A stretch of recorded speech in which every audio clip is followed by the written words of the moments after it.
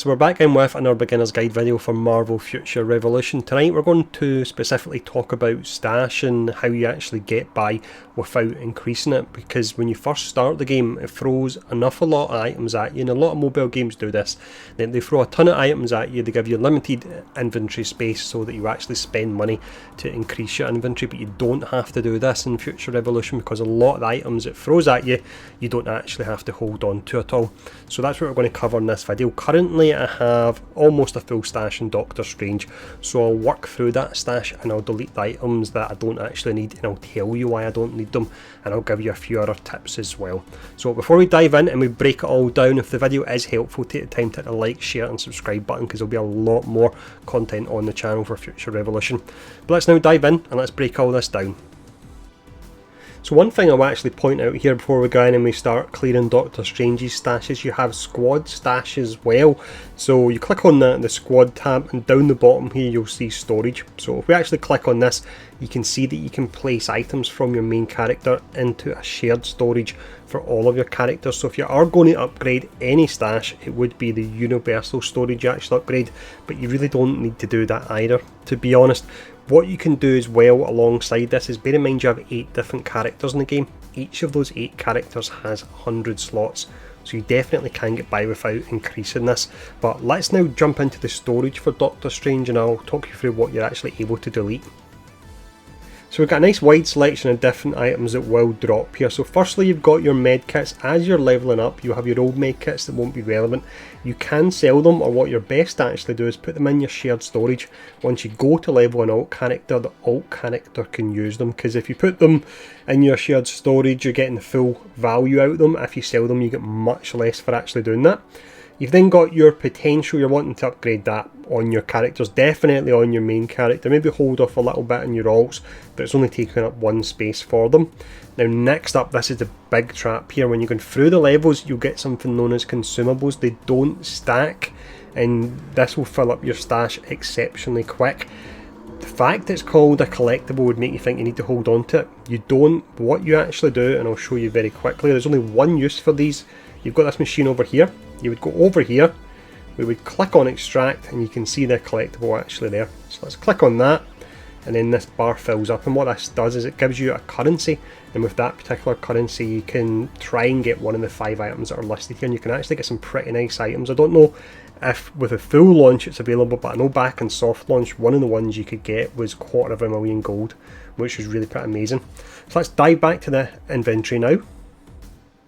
Next up here we have your squad power upgrade. You want to use these as soon as you can. This will upgrade the squad power, not surprisingly, for your entire team. You've then got your different materials that drop from each of the different regions in the game, and you don't want to destroy these. You must hold on to them.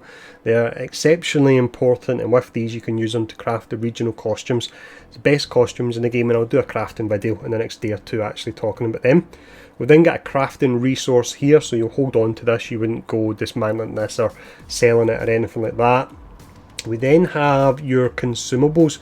So these actually increase your various different stats. In this instance, you can see this increases your max hit point by 10%. I would recommend use them while you're actually playing. The game throws an absolute ton of them at you. You can see how many I've actually got here.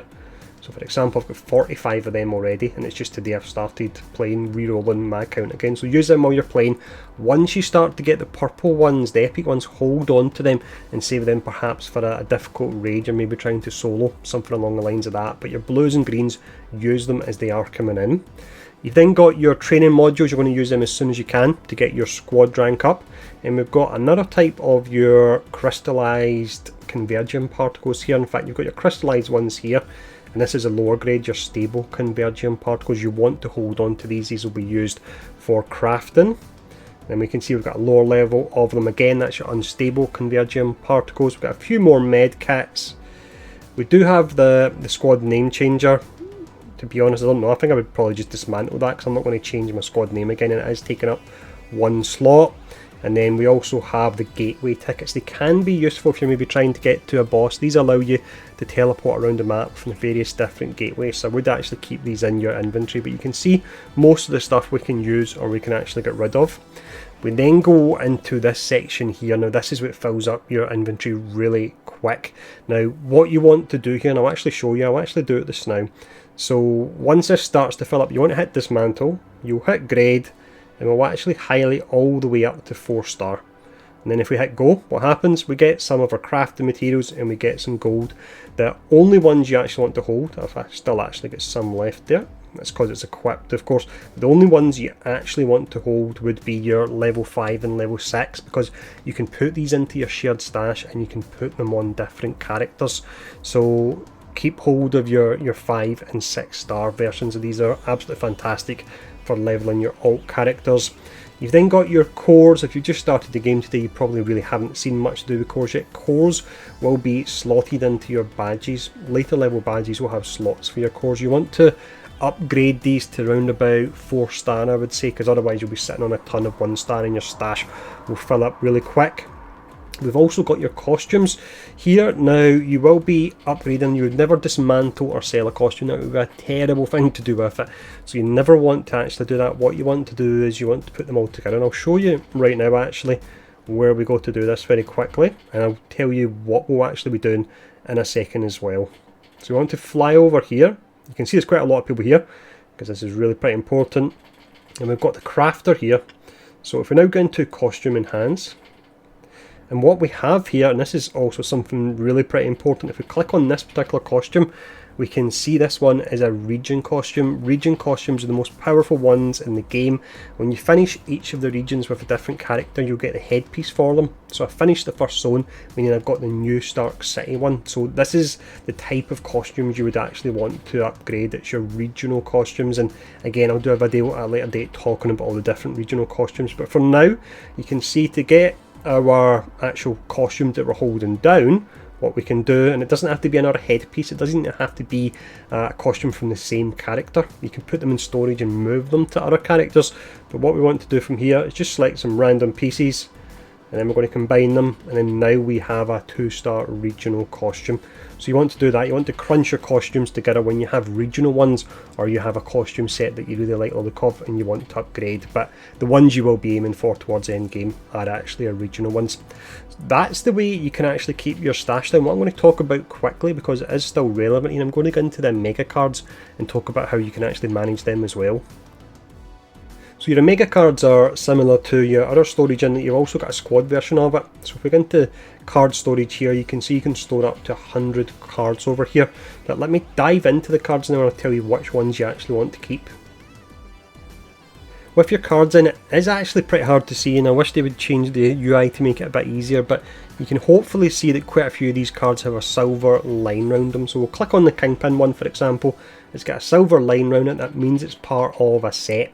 So you can see if you were to get 6 cards of this particular set, you would get your bonus down the bottom. So you're getting increased attack, you're getting defense pierce, and you're getting PvP damage increase as well. It would actually go much higher than that. It's pretty low at the moment because it's only a 3-star card that I actually have. And again, I'll do a video at a later date on Omega cards and breaking them all down. But they're the cards that you want to actually keep. When you initially get them, they'll have a lock on them, so you can't actually combine them. But if you're moving them into stash, you need to take the lock off them, so it can be easy to actually combine them by mistake. So just be careful when you're combining cards that you're not combining a non-rare card into one of these rare ones. Let me actually show you one of the other cards, the ones that you would use for fodder. So we've got this one here, for example.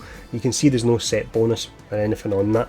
Now let's see if we've actually got one we could potentially upgrade. So we'll click on this Ares card here, we'll go to combine, and then the cards you want to combine it with are the ones here, the ones that don't have the silver outline, and none of them actually do. In fact, 2 of them do down the bottom. You've got the Avengers Age of Ultron card and you've got the Captain America card. You can see they're part of a set, so you don't want to crunch them. But for these ones here, we'll crunch them all together and then we'll have a 2-star version of that card. So what it means is we've got a better card, and it means we've got less in our inventory as well. So that is all the different ways you can actually manage your inventory in Marvel Future Revolution if you're not wanting to spend your crystals on it. You really don't. You can definitely get by without spending any crystals on it. And as mentioned, there's a lot of traps the game throws at you, which It's a bit sucky they actually do that, but they throw a lot of traps at you to make you think you need to buy the storage, but you most definitely don't. So as always, if this video has been helpful, please do take the time to hit the like, share and subscribe button. And thanks for tuning in, stay safe, and I'll see you all again soon.